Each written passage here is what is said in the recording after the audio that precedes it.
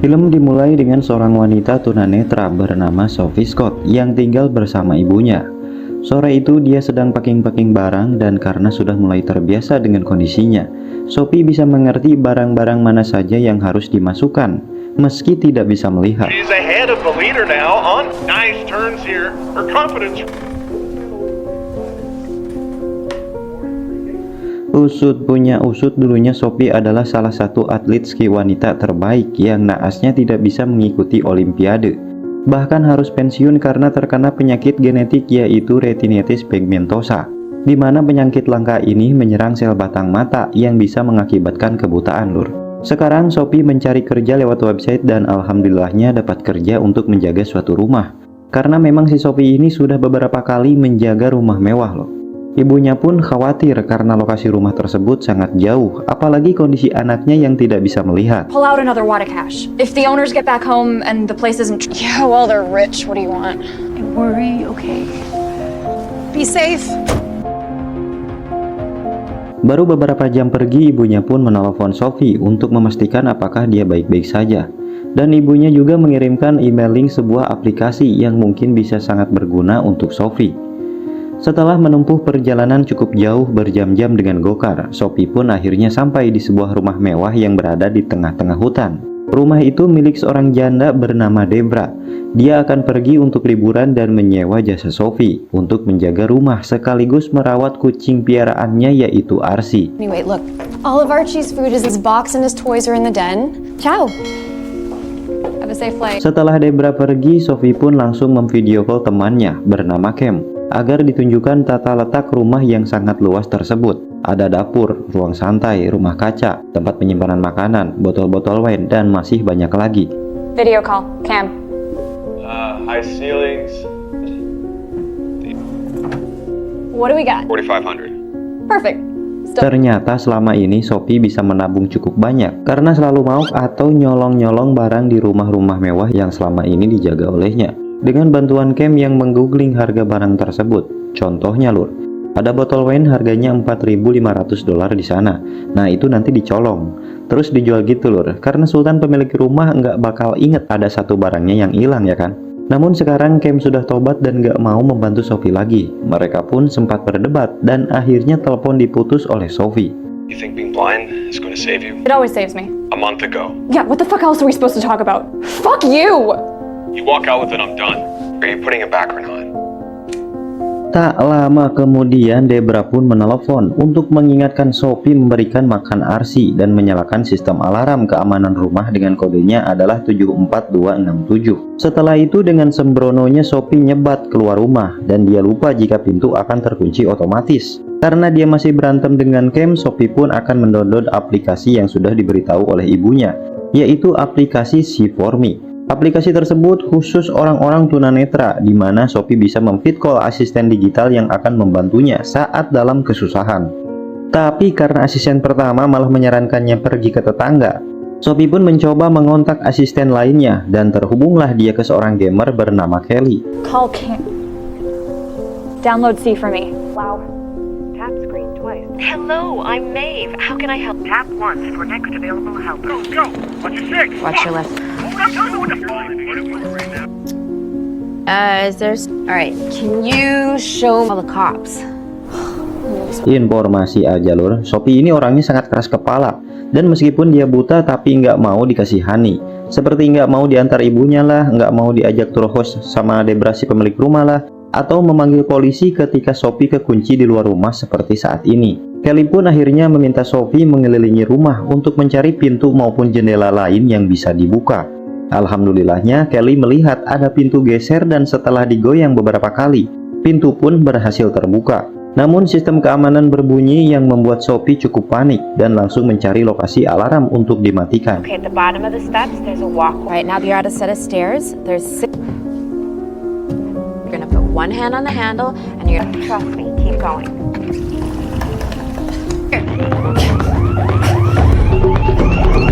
Karena Kelly berhasil membantunya dan caranya ngomong gak kaku kayak asisten pertama, Sophie pun akhirnya menyimpan nomor Kelly kalau butuh bantuannya lagi ya kan. Lalu malam harinya saat Sophie tertidur, tiba-tiba datanglah seonggok mobil yang berisi dua perampok, yaitu Ernie dan Dave. Setelah pintu dibuka, Ernie pun langsung mematikan sistem keamanan menggunakan alat khusus. Lalu mereka membawa masuk sebuah mesin. Ternyata tujuan mereka ke sana untuk merampok sebuah berangkas yang tersimpan di belakang lukisan dan ditutupi dinding otomatis. Entah dari mana kedua perampok itu bisa mengetahui informasi tersebut loh.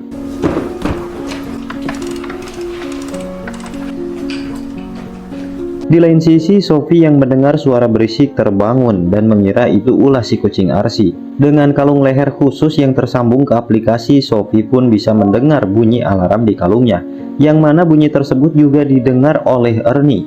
Hampir aja mereka papasan, dan untungnya Sophie masih belum ketahuan. Namun Ernie yakin di rumah itu ada seseorang.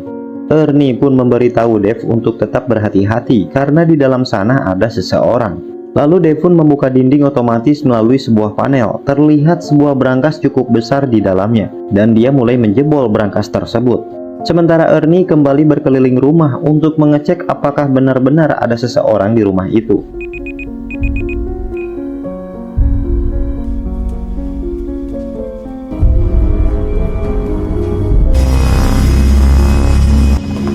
Untungnya Sophie masih sempat kabur dan bersembunyi di dalam gudang makanan. Saat itu juga dia langsung menelepon polisi dan melaporkan bahwa ada dua penyusup yang masuk ke rumah.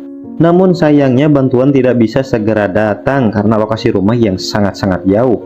Setelah itu Sophie menelepon Cam, tapi karena nggak diangkat dia akhirnya menelepon Kelly kembali. Daripada harus bersembunyi dan cepat atau lambat akan ketahuan, Sophie pun nekat untuk pergi dari rumah itu. Setiap mendekati tikungan, Kelly meminta Sophie mengarahkan HP-nya ke ruangan di depan untuk memantau situasi.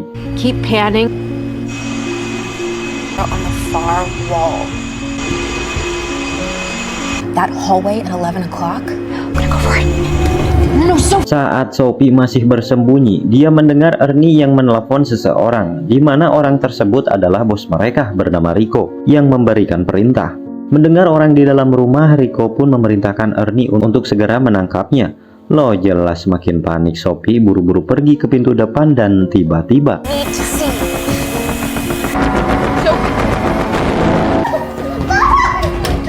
ternyata masih ada satu komplotan lainnya lur, yaitu Otis yang langsung menyekap Sophie.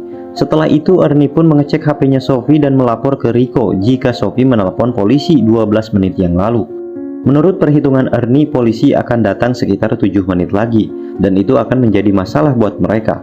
Sampai akhirnya Sophie pun mengaku jika dirinya buta, dan dengan canggihnya Rico bisa mengecek profilnya hanya dari nama lengkapnya Sophie, yang mana dirinya memang dinyatakan buta. Dan mereka pun merasa aman karena wajahnya tidak diketahui.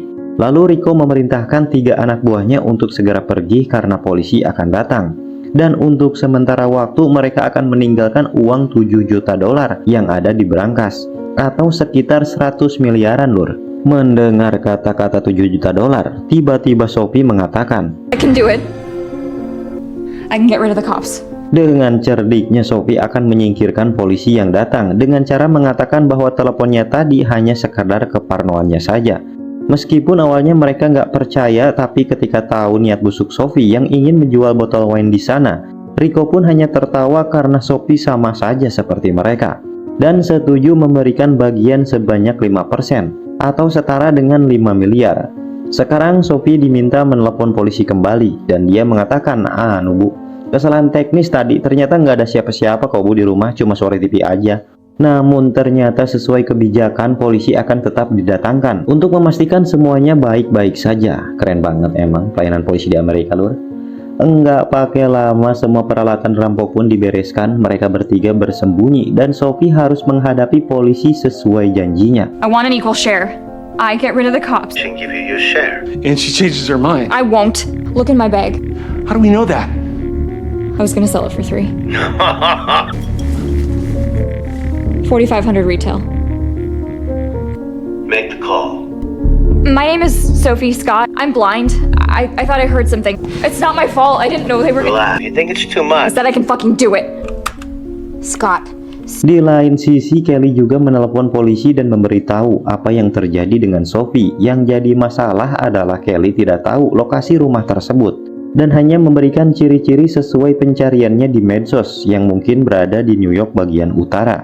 Tak lama kemudian mobil polisi pun datang yang mana seorang petugas bernama Brooks langsung mendatangi rumah. Meskipun Sophie sudah mengkonfirmasi bahwa teleponnya ke polisi hanya sekadar kesalahan dan keparnoan, tapi Mbak polisi tetap memaksa masuk untuk mengecek situasi. Saat mengecek seisi rumah, Brooks sempat menemukan sebuah panel yang terlepas, dan itu membuatnya semakin curiga. Lalu saat akan kembali, Brooks berbisik ke Sophie, apakah dia sedang berbohong karena diancam oleh penyusup yang bersembunyi. Lalu tiba-tiba Kelly menelpon balik, dan Brooks yang mendengar itu langsung mengambil HP Sophie yang terjatuh di dapur. Dan untungnya salah satu perampok segera menaruh HP tersebut di meja dapur. Take care. Is that your phone? No, it's okay.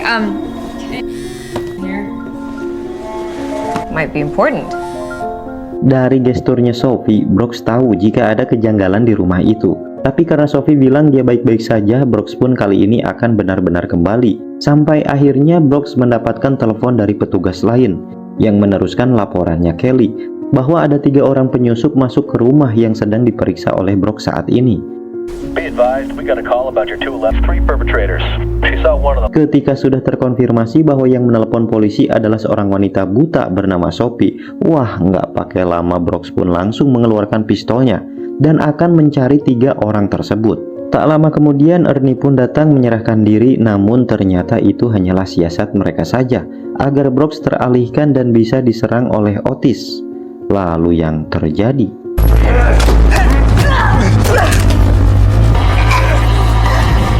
Dari yang awalnya ingin merampok tanpa adanya korban, mereka pun akhirnya terpaksa membunuh seorang polisi. Dave yang paling lemah di antara mereka pun panik karena seharusnya tidak ada korban jiwa dalam perampokan itu. Setelah Dave ditenangkan, dia diminta kembali mengebor berangkas karena perkiraan 20 menit lagi bala bantuan polisi akan datang. Sementara itu Sophie mempitkol Kelly, dia berusaha kabur mencari jalan keluar dan untungnya sempat mengambil pistolnya polisi Brooks. Enggak pakai lama, Sophie langsung keluar lewat pintu belakang dan mulai berlari menyusuri hutan bersalju. Tapi Kelly berusaha menenangkan Sophie karena nggak mungkin Kelly bisa kabur di dalam hutan dengan cuaca dingin. Sangat gelap, banyak medan berbahaya dan cepat atau lambat, dia pasti tertangkap oleh kelompok perampok. Maka dari itu Kelly memiliki ide yang lebih baik, yaitu dengan membunuh semua perampok dan Kelly akan membantu mengarahkannya. Rain, it's open ground and it's too dark. Sophie, they're gonna kill you. Akhirnya Sophie kembali ke rumah, dia masuk lewat rumah kaca, tapi alah sempat-sempatnya kepleset dan pistolnya pun terjatuh. Ernie yang mendengar suara teriakan Sophie pun langsung mengambil pisau dan mencarinya. Sementara Otis dengan kapaknya masih mencari Sophie di luar rumah. Tak lama kemudian Ernie pun masuk ke rumah kaca dan saat posisinya berada di jangkauan Sophie, Kelly pun memerintahkan untuk membidik. Sesuai aba-aba dari Kelly, Sophie diminta menembak ketika Ernie semakin dekat. Lalu yang terjadi? Okay, he's coming closer to you, Sophie. Fire! Sophie! Mendengar tembakan itu, Otis pun gercep masuk ke dalam rumah, sedangkan Dave nggak dengar karena suara bising dari bor. Baterai HP Sophie tersisa 20% dan nggak mungkin dong ngecas dulu di kondisi kayak begitu. Ketika Otis melihat mayat Ernie di rumah kaca, dia langsung mencari Sophie di lorong gudang. Namun ternyata Otis sengaja dijebak. Sophie keluar dari gudang Wayne dan menembak Otis namun tidak mengenai bagian vitalnya. Dalam kepanikan, bisa-bisanya koneksinya putus dong. Poor connection. Sophie! Alhasil Kelly tidak bisa memberi arahan. Otis pun langsung menyerang Sophie menggunakan kapaknya di dalam gudang Wayne. Sampai akhirnya sinyal kembali muncul dan akhirnya Hold! He's dead. 2 perampok telah tewas, lalu Sophie diminta mengambil HT milik Otis dan mengatur napasnya. Baterai pun tersisa 10% dan karena Dave masih sibuk mengebor berangkas, untuk sementara waktu Sophie sembunyi di sana sampai polisi datang. Mereka pun ngobrol ngalor ngidul dan Kelly memberitahu jika dirinya ternyata anggota militer yang sedang dirumahkan karena suatu kesalahan. Pantes aja bisa ngasih komando kayak tadi ya kan? Lalu Sophie menceritakan bahwa dia sempat bekerja sama dengan perampok agar polisi pergi dari rumah itu dan Sophie dijanjikan mendapatkan bagian uang rampokan. Sophie pun merasa sangat bersalah karena secara tidak langsung dia yang menyebabkan polisi Brooks tewas. I told them I could get rid of the cop. I could have left with her. Tak lama kemudian, Dave yang sudah selesai mengebor mengontak kedua temannya lewat radio. Karena tidak ada jawaban, Dave mengira kedua temannya masih mencari Sophie. Dia pun mengontak Rico dan memberitahu jika brankas akan terbuka 2 menit lagi. Di lain sisi, daripada harus menunggu polisi, Sophie lebih memilih membunuh Dave agar situasi benar-benar aman. Sekarang baterai tersisa 5% dan Kelly terus mengarahkan Sophie perlahan-lahan mendekati Dave yang masih membelakanginya. Lalu ketika pistol ditembakkan, sayangnya meleset. Dave memohon-mohon agar jangan dibunuh dan Sophie yang tahu Dave paling baik hati di antara lainnya pun jadi ragu untuk membunuhnya. Sampai akhirnya, nah kan, matilah HP-nya Sophie. Please, just let me. Sophie memaksa Dave untuk tidak bergerak sampai polisi datang ke sana. Tapi Dave berusaha negosiasi dengan mengambil sedikit bagian uangnya dan sisanya semua untuk Sophie. Dave yang memang cupu dan tidak mau melawan pun akan kabur. Tapi Sophie mengira Dave sedang bergerak untuk melawannya. Karena terus-menerus ditodong dan takut ditembak, dengan terpaksa Dave akan mengambil pistol Brooks yang lainnya. Lalu yang terjadi, Don't move! tak lama kemudian Rico menelepon Dave dan bertanya apakah semua sudah selesai. Dan dengan beraninya Sophie pun menjawab, "Ya, sudah selesai, bos." Rico yang sudah sampai di sana pun langsung masuk untuk mengecek keadaan. Setelah melihat uangnya yang masih ada di brankas, dia langsung menutup dinding otomatis dan menelepon polisi. Dengan cerdiknya Rico mengatakan jika ada banyak mayat di rumahnya, dan dengan laporan itu Rico pasti dianggap sebagai korban, sedangkan Sophie akan menjadi pelaku pembunuhannya karena tentunya banyak sidik jarinya di mana-mana. Lalu Rico memanggil Sophie untuk datang karena semua jatah 3 anak buahnya bisa diambil oleh Sophie. Yang jelas itu hanyalah bualan belakangnya saja, lur. Sambil memasang lukisannya kembali, Rico pun memberitahu siapa dia sebenarnya. Beberapa dari kalian pasti sudah bisa menebak bahwa Rico adalah mantan suaminya Debra. Semua uang itu disimpan secara rahasia oleh Rico tanpa sepengetahuan mantan istrinya, dan uang-uang tersebut adalah hasil dari pencurian. Sophie nggak peduli dengan semua omong kosong Rico, dan dia pun mematikan sumber listrik rumah agar Rico tidak bisa melihat apapun sama seperti dirinya. Sophie! Don't be scared! You are worried about the cops. It's all ours now. Make everything fair. But no, $1 million. You got it. Dengan membawa seenggok pistol, Rico pun terus mencari Sophie ke seisi rumah. Karena Sophie tidak bisa bergerak di dapur, dia pun melemparkan sebuah gelas untuk mengalihkan perhatian Rico. Namun sayangnya saat Sophie berlari, kakinya sempat ditembak. Sophie pun memaksakan dirinya berjalan terseok-seok ke rumah kaca, dan dengan cerdiknya dia mengambil HP milik Ernie. Tepat ketika Rico masuk ke dalam sana, Sophie pun menggunakan fitur Google Assistant Voice dan mengatakan telepon kembali. Jelas HP Ernie langsung menelepon Rico secara otomatis, ya kan? Dan dengan kemampuan pendengaran yang jauh lebih peka dari orang-orang pada umumnya, Sophie pun bisa mengetahui di mana lokasi Rico. Sampai akhirnya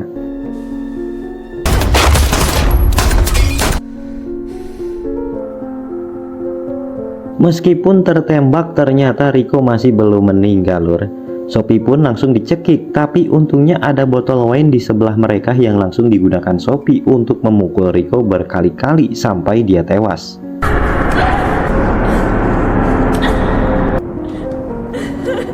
Setelah insiden mengerikan itu, polisi pun membereskan mayat-mayat di sana dan Sophie dianggap menjadi korban yang membela diri.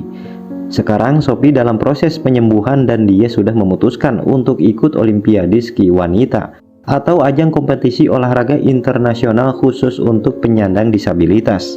Mendengar itu jelas ibunya sangat senang dan akan mensupport putri sematawayangnya. Meskipun dia harus mencari biaya latihannya yang sangat mahal. Namun Sophie hanya tersenyum sambil memegang tas ranselnya. Itu artinya uang $7 juta di dalam brankas sudah dia ambil tanpa seorang pun yang mengetahuinya. Mau latihan 10 tahun nonstop juga nggak bakal habis-habis itu uangnya, Bu.